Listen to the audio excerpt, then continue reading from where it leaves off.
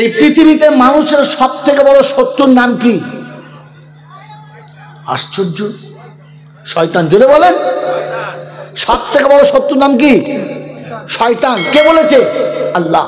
ইন্নাহু লাকুম আদুউম মুবিন। সবথেকে বড় দুশমন মানুষ তোমার হলো শয়তান। কে বলেছে? জোরে বলেন, কে বলেছে? আল্লাহ। তো বলেন, সত্য কথা বলেন, শয়তান নামাজি ছিল না বেনামাজি? লাইনে ফেলি, এবার জবাই করবো তো। কুরবানির গরু গোয়ালে না হলে তো জবাই করা যাবে না। জোরে বলেন, জোরে বলেন। শয়তান নামাজি ছিল না বেনামাজি? ছোটখাটো না ভালো? ভালো। আচ্ছা, আলেম ছিল না মূর্খ? ছোটখাটো না বড়? তো মারাত্মক আলেম ছিলেন প্লাস নামাজি ছিলেন, শয়তান হলেন কি করে? কোন ভুলের কারণে? কোন ভুলের কারণে?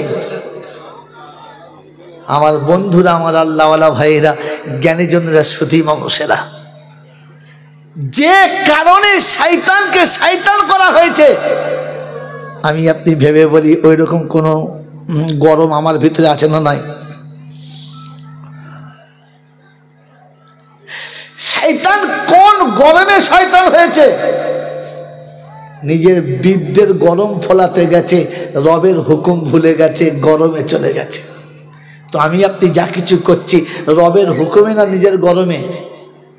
কিছু মনে করবেন না, ভেবে বলবেন, হঠাৎ উত্তর দেবেন না। আমি সারা জীবন যা করছি তা নিজের গরমে না রবের হুকুমে? আমার বন্ধুরা, আমার আল্লাহওয়ালা ভাইরা, শয়তান যদি এই গরমে গেলে শয়তান হতে পারে, আমি কোন দলে পড়েছি একবার ভেবে দেখি না। কেন আমার নামাজ পড়ার পরে আমার দোয়া কবুল হয় না? শয়তান যদি কিয়ামত পর্যন্ত দোয়া করে, কবুল হবে? হবে? হবে না। আমার হচ্ছে, কারণ আমি তো মাল ওই দলই পড়ে আছি। বেগুনিয়ার লোকেরা আর আমার দাওয়াত করবে না, করবে না। তা না করুক, কিন্তু জাতিকে সত্যটা শুনিয়ে দিচ্ছি, শয়তানের দোয়া কোনোদিন কবুল হয় নাই আর হবে? জোরে বলেন। নামাজি ছিল, ভালো আলেম ছিল, ফেরেশতাদের সর্দার ছিল, কিন্তু দোয়া কবুল আর হবে? জোরে বলেন না। কারণ সে তার নিজের অহংকারে চলেছে, নিজের ইচ্ছাতে চলেছে, রবের হুকুমে চলে না। আমার বেগুনিয়ার বন্ধুরা, আমার আল্লাহওয়ালা ভাই জানেরা, এই রাত 12টার পরে তোমাদের কাছে করজোরে বলছি, একটু ভেবে বলেন, আমার জীবনে আমি যতদূর পথ চলেছি তা আমার ইচ্ছার উপরে, নিজের গরমে না রবের হুকুমে? গোটা জীবনটা নিজের গরমে চললাম আর শুধু তার উপরে দাবি করেই বসলাম। এখনো আমার বাঁচা রাস্তা আছে না নাই? জোরে বলেন, আছে না নাই? আছে। কি রাস্তা? একদিন হযরত মুসা আলাইহিস সালাম দিদারে ইলাহিতে চলেছে। জি, দিদারে ইলাহিতে চলেছে। কার সঙ্গে দেখা? শয়তানের। রাস্তার পাশে দাঁড়িয়ে আছে, মুসা যাচ্ছে, তো আওয়াজ দিচ্ছে, আসসালামু আলাইকুম ইয়া মুসা। কে সালাম দিচ্ছে? শয়তান মুসাকে সালাম দিচ্ছে। আর আমাদের শয়তানরা মৌলচাবদেরকেও সালাম দেয় না। ও আবার থেকে দেখছে, দেখি মৌলচাব আমাকে সালাম দেয় কিনা। আমি এক বস্তা ধান দিলুম, কি বলেন? হ্যাঁ, আমি মাদ্রাসায় দান করি, কুরবানির চামড়ার টাকা দিয়েছি, দেখি আমাকে সালাম দিল মৌলচাব। ও মৌলচাবকে সালাম দেবে না। ও শয়তান তো সালাম দিয়েছে, ইমান তো সালামও দেয় না। বাবাজি, একবার মিলিয়ে নিই, তারপরে কোরআন শুনি। বন্ধুরা, তো শয়তান সালাম দিচ্ছে, আসসালামু আলাইকুম মুসা। বলে কি? বলে চললি তো খোদার কাছে? বললে হ্যাঁ।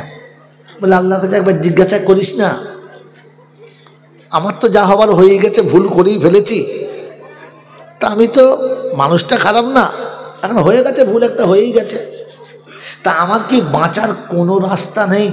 যদি আল্লাহ কিছু একটা রাস্তা বলে দেয় তো আমি সেটা করে তওবা করব, করবি তো? বললে হ্যাঁ।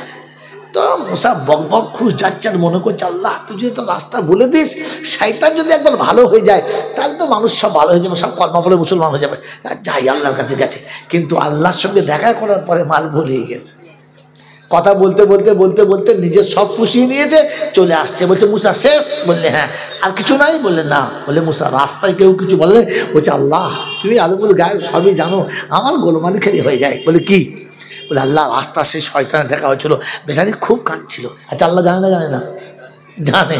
মুসা তবু বলছে আল্লাহ শয়তান খুব কাঁদছিল আর খুব কাকুতি মিনতি করছিল, আল্লাহ ওদের ভুল হয়ে গেছে, গেছে একবার হয়ে গেছে, আর জীবনে ভুল করবে না বলেছে, তাই ও তবার একটা রাস্তা বলে দেন, যে তবাগুলো করবে, করবে তো? বললে হ্যাঁ। বললে শোন একটা রাস্তা আছে। তো মুসা চিন্তা করছে আলহামদুলিল্লাহ একটা এখনো বাকি আছে। আল্লাহ কি বলেন? বললে শোন, ও আদমকে সেজদা করতে বলেছি, করে নাই, তো গিয়ে বলবি তুই যদি বাঁচতে চাস আল্লাহ তোর তওবা কবুল করবে, তুই একবার গিয়ে আদমের কবরের কাছে একটা সেজদা করে নিবি, আল্লাহ তোর সব গুনাহ মাফ করে দেবে। বলে আল্লাহ হবে তো? বললে হ্যাঁ আমি বলছি হবে, যা। মুসা তো একবার মানে খুশিতে বাঘে বাঘ আসছে। শয়তান শোন শোন, বলে কি বল, তোর রাস্তা ক্লিয়ার, যা আল্লাহ তোকে বাঁচিয়ে দিয়েছে। বলে কিরকম? বলে আল্লাহ বলেছে শোন, আদমকে যখন সেজদা করতেই পারিস নাই তো একটা কাজ কর, আদমের কবরের কাছে একটা সেজদা করে। বলছে মুসা হবে তো? বললে হ্যাঁ রে আল্লাহ বলেছে হবে, যা চল যা। বলে ঠিক আছে, এই একটা সেজদা তো করে দেবো, যাই। হাঁটতে হাঁটতে হাঁটতে হাঁটতে কবরের কাছে চলে গেছে। আদমের কবরের কাছে দাঁড়িয়ে দাঁড়িয়ে চিন্তা করছে, বেঁচে থাকতে যাকে সেজদা করলাম না, মরার পরে কবরে সেজদা করবো না, যা। আল্লাহ পাক বলে শয়তান আর হবে না। বেঁচে থাকতে যাকে সেজদা করলাম না, মরার পরে তার কবরে এসে সেজদা করা সম্ভব হলো না। তো আল্লাহ পাক শোনাচ্ছে তোর আর ক্ষমার রাস্তা রইল?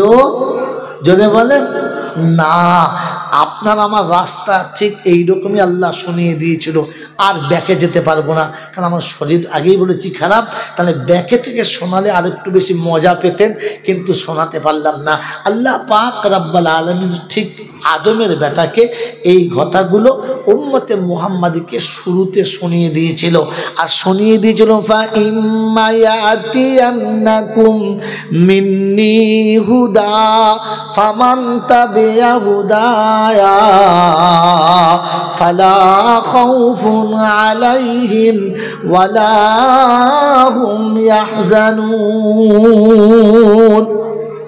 আমার তরফ থেকে যখন হুদা যাবে, যারা যারা মেনে নেবে তাদের চিন্তার কোনো কারণ নেই, নিরাপদে জান্নাতে যাবে। ও বাবাজিরা, সোনারা লালেরা, জ্ঞানী জনেরা, শুধু মানুষেরা, রব শুনিয়ে দিয়েছে যে ভুল তোর বাপ করেছিল ওই ভুলটা তোরা করবি না। তোর বাপে বলেছিলাম লা তাকরাবা হাযিহি শাজারা, এই বৃক্ষের কাছেতে যাবি না, ফল খেতে বারণ করে নাই, ফল খেতে বারণ করেছে না গাছের কাছে? কোনটা?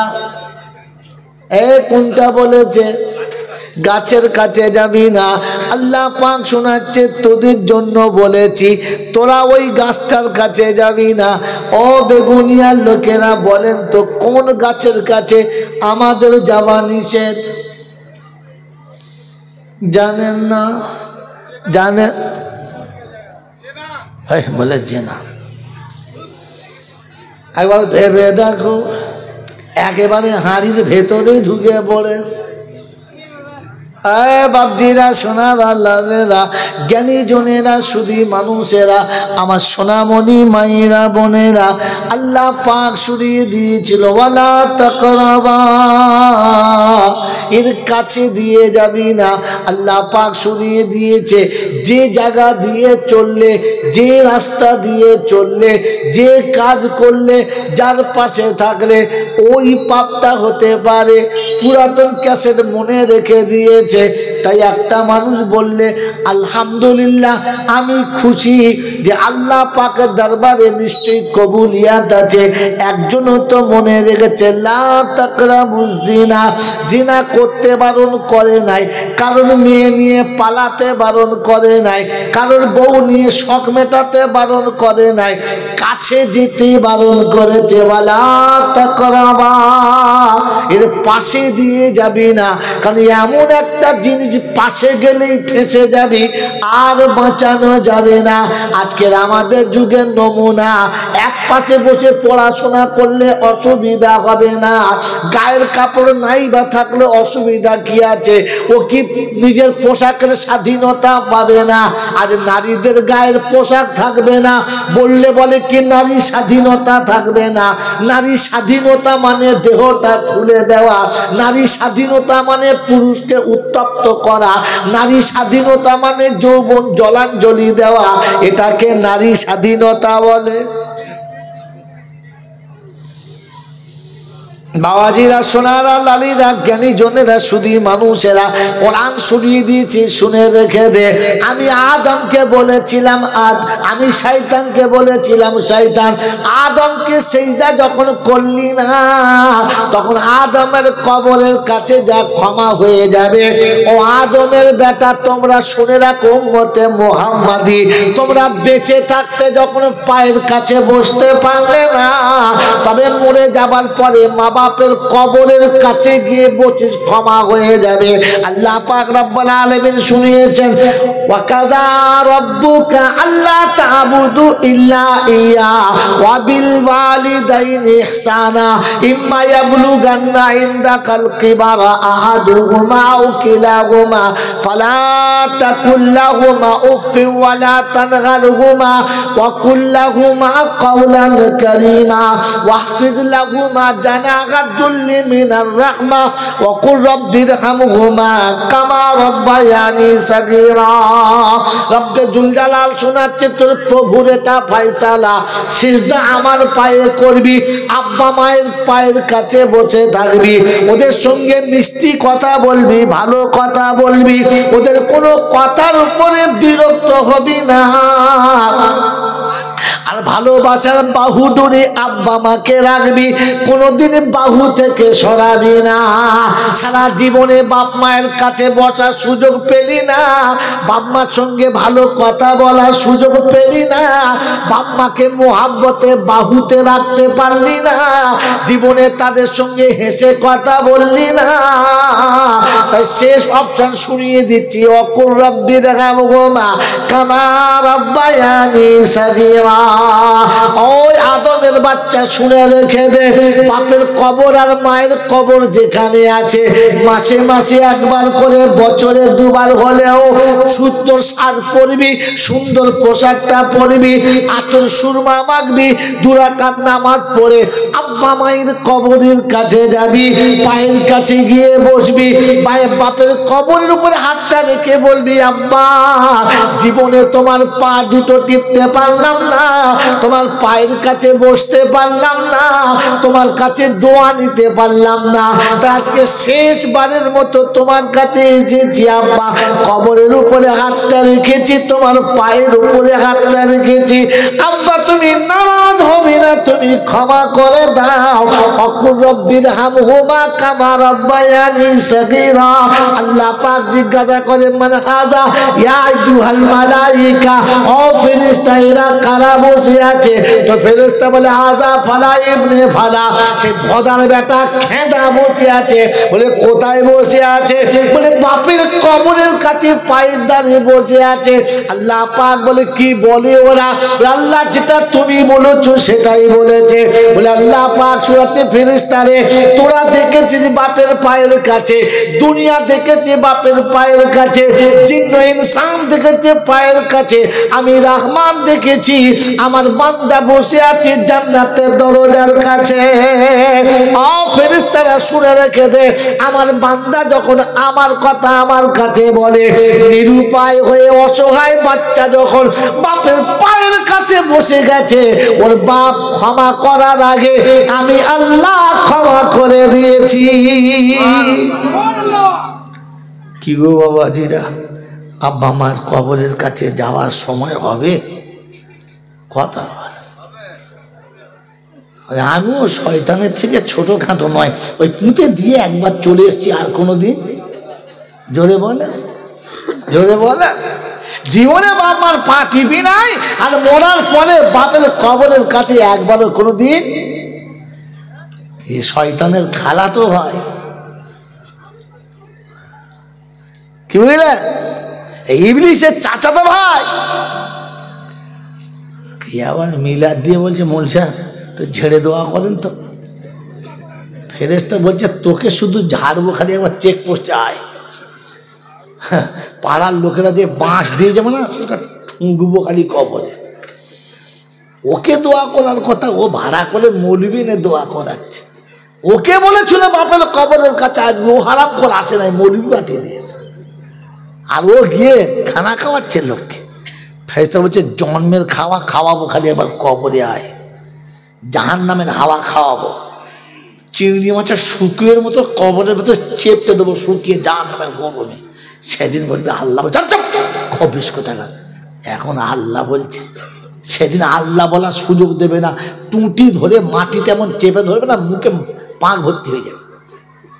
বললে হুজুর তাই ধরবে? ধরবে কথা, ধরবে না মানে? ফেরাউনের মুখে এখনো পাক ভরা আছে, আছে না নাই? আছে, আছে, আছে। কোরআন বলছে ফালিয়াউমা নুনাজ্জিকা বিবাদানিকা ওয়ালিন্নাসালাকা আয়াতাল লিল উখরা। কিয়ামত মানুষ দেখবে যে তোর মুখের ভেতরে এখনো পর্যন্ত নীল দরিয়ার পাক ভরে রেখে দিয়েছি, শালা পাক কোনদিন বেরোবে না। বলে অপরাধটা কি? বলে এই জন্যে যে একবার ফেরাউনের দেশে পানি হয় নাই, পানি হয় নাই। তো সবাই এসে বলছে তুই কিরম খোদাবে? এই কাল দিনে পানি হচ্ছে, খোদার গুষ্টি আগে মেরগুলো পিটিয়ে মেরবো তোকে। তো চিন্তা করছে শালা মানির যেতে পারে, যায় যায়। বলছে আজ কালকে পানি হবে, যা। আমি খোদা বলছি কাল পানি হবে, আমি খোদা বলছি কাল পানি হবে, যা। কি বুঝলেন? এখন এটা বলে তাড়িয়ে দিয়েছে। চিন্তা করছে আমি তো খোদা না, খোদা তো আরেকজন, পানি তো হবে না। তো কী হবে? রাতের বেলা সবাই যখন ঘুমিয়েছে, নামাজের বোসালাটা নিয়ে অজু করে মাথায় টুপি দিয়ে একবার ফেরেশতার মধ্যে এসে নীল নদীর কিনারায় বসে অঝরে কাঁদছে। এত কাঁদা কেঁদেছে যে আল্লাহ রহম হয়ে গেছে। বলছে ফেরাউন কি হলো কি? বলছে আল্লাহ আমি তো জানি তুই আল্লাহ, আমি আল্লাহ না। আমি জানি তুই খোদা, আমি খোদা না, কিন্তু গাধা এখন খোদা সেজে ফেলেছে, পানি না হলে কাল মেরে ফেলবে। তো আমার ইজ্জতটা বাঁচা, আমার ইজ্জতটা বাঁচা, একটু পানি দিয়ে। তো আল্লাহ বলছে পানি হবে, যা, কিন্তু একটা শর্ত। বলে কি? বলে যে বান্দাদের জন্য তুই এত কেঁদে পানি নিয়ে যাচ্ছিস, সেই বান্দা যদি তোর কথা না শোনে তার কি শাস্তি? বলে তাকে নীল দরিয়ায় ডুবিয়ে মারতে হবে। বলে লিখে দে। লিখে দিস। ও মাল ওদিকে তাকায় না, এদিকে লিখে দিয়েছে। যেমনি লিখে দেওয়ার লিখে দিয়েছে, লেখা হয়ে গেছে। আল্লাহ বলে ফেরেশতা খাতাটালে চলে আয়, খাতালে চলে আয়। তারপরের দিন পানি তোমাকে কি বলবো, তুফান তুলছে পানি। খালা খন্দ, পুকুর, খাল, নল, বিল সব ভর্তি হয়ে গেছে। দেশের লোক পানিতে কলিজা ঠান্ডা করে গোসল করে সব চুপচাপ পড়ে আছে। পানি বন্ধ হয়ে গেছে, সবাই ছুটে এসে ফেরাউনের দরবারে টানা সেজদা 3 মাস ধরে চলছে, শুধু সেজদা ওঠে না। কি ব্যাপার? বলে তোমার মতো খোদা আর কি হবে না, তুমি সত্যি খোদা। মানে যেটুকু কাঁচা ইমান ছিল পাকা হয়ে গেছে। কথা বোঝেন না? বোঝেন নাই? পাকা হয়ে গেছে। এরপরে আল্লাহ মুসাকে দিয়ে বলেছে ফেরাউন আল্লাহকে মেনে নে। বলছে না, হবে না। তো আল্লাহ বলছে তুই লিখে দিয়েছিস, মনে আছে তো? মনে আছে? বললে তা তো লিখে ফেলেছি, কি করি? যেদিন নীল দরিয়াতে এসে ডুবেছে মাল, ওই সময় ডুবে গিয়েছে। আর ডুবে গিয়ে পানি টানি খেয়ে ভোগ করে উপরে উঠে বলছে আমানতু বিরব্বি মুসা ওয়া হারুন। আল্লাহ, মুসা আর হারুনের রবের উপরে ঈমান আনছি। জিবরাইল বলছে দাঁড়া, তোকে ঈমান আনা করাচ্ছি। ঘাড় ধরে পাকে পুঁতে ঘাড়ে পা তুলে দিচ্ছে। এখন কলমা পড়ছিস, তোর কলমা বার করছি, পেছে চেপে দিয়েছে। তো গোটা জীবন বাপের কবরের কাছে যায় নাই, মরার পরে কবরে গিয়ে বলছি আল্লাহ তাওবা করছি। তো ফেরেশতা বলে দাঁড়া, জাহান্নামের দরজা খুলছি, তোকে চিংড়ি শুকুই করবো, দেখবি দাঁড়া, তো চেপতে দেবো কবরের ভিতরে। বেশি চিল্লাবি তো কবরের মাটি মুখে ভরে সিল করে দেবো, তোর আওয়াজই বন্ধ করে দেবো। মনে থাকবে ইনশাল্লাহ? থাকবে ইনশাল্লাহ? এই ভয় যদি দিলে থাকে তো তবে বুঝবেন ঈমান আছে। আর এটা শুনে যদি ভাত খাওয়ার সময় চিল্লায়, কি বুঝলেন? এরপরেও যদি মাদ্রাসার খানা খাওয়াবার সময় চিল্লাচিল্লি হয় তাহলে বুঝবে মাল ওই সেই কুত্তার দলই চলে গেছে, কারণ ও ঠান্ডা হয়ে খেতে পারবে না। আমার আল্লাহওয়ালা ভাইয়েরা, জ্ঞানীজন দর্শনী মানুষরা, তো বলেন ওই মা বাপের কবরের কাছে যাবো ইনশাআল্লাহ? কে কে যাবো না হাত তোলেন, তাড়াতাড়ি তোলেন। হাত তুলেছে, ও যাবে না তো ওরা হাত তুলেছে। এ বাবাজি, যাবো না তাও হাত তুলছো? ছি ছি ছি ছি ছি। মানে এত ঘোর এসে গেছে মায়ানে যে ওরা তাল নাই, কি বুঝলে? মাতালের মদ খাওয়ার মতো দুটো মদ খেয়ে ফুল হয়ে গেছে, দিয়ে বলছে বাড়ি যেতে হবে, চল। একটা বলছে তুই যা, আমি আর যাবো না। তো তখন এ যে ভালো আছে সে বলছে ভাই ওকে তুলে দাও, ওর না নিয়ে গেলে ওর বউ আমাকে মারবে। বলে দুজন গেছি, শিশের টাকা আনিস নাই?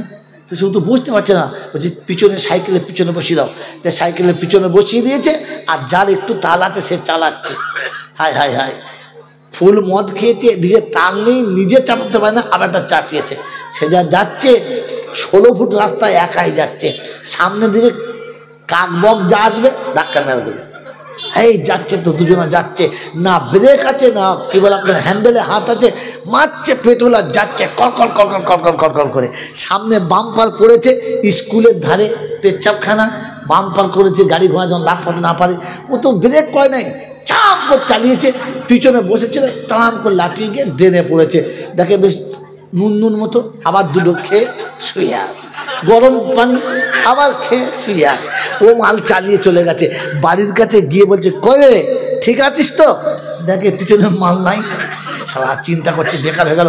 তা সেই যে যেখানে লাফিয়েছে ওখানে ফের ঘুরে এসছে, এসে বলছে কয়ে ঠিক আছিস? বলছে আমি ঠিক আছি, তুই চালা। ঠিক আছিস কি রে?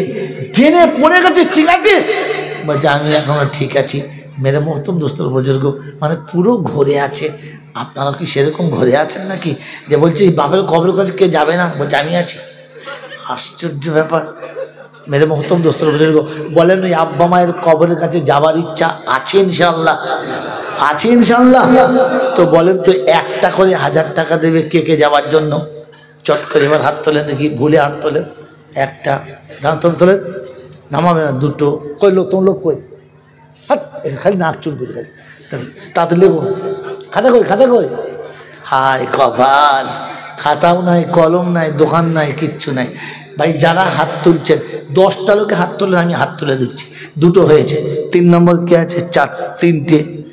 তিনটে বলেন, চারটে।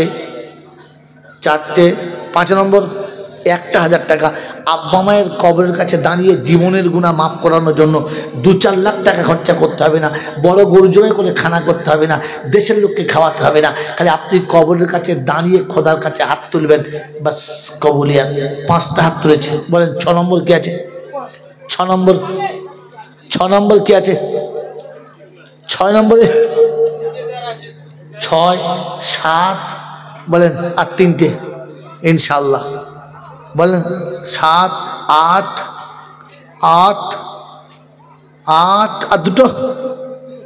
আর দুটো বন্ধু ইনশাআল্লাহ 9, আর একটা হলেই হয় 10।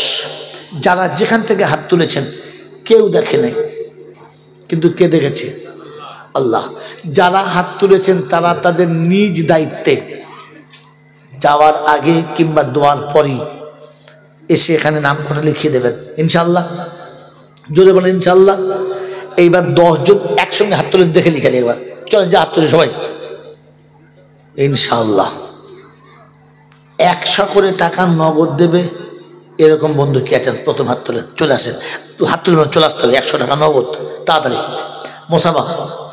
এই তোমার হ্যান্ডেল সরাও, এই হ্যান্ডেল সরাও, ওইখানে ধারে দিতে হবে, মোসাফা করতে হবে। সরাবে তাকে, তুই উঠে না তার।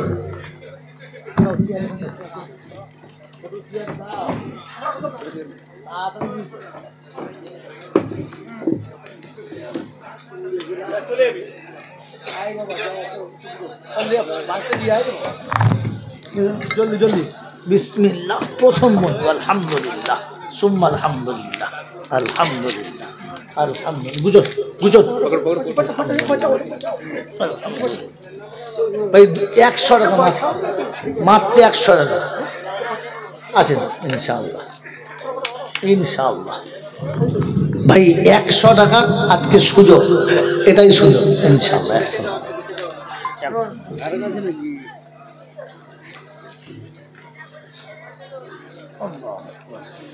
জাযাকাল্লাহ তাড়াতাড়ি গুনেন 30টা হতে হবে 30টা হয়েছে জলদি গুনেন কত হলো গুনেন 30টা হতে হবে 30 পাতা কোরআন শরীফের 30টা হতে হবে জলদি গুনেন চলেন চলেন ভাই জলদি আসেন তাড়াতাড়ি 30টা হয়নি এখনো বাহ বাহ আলহামদুলিল্লাহ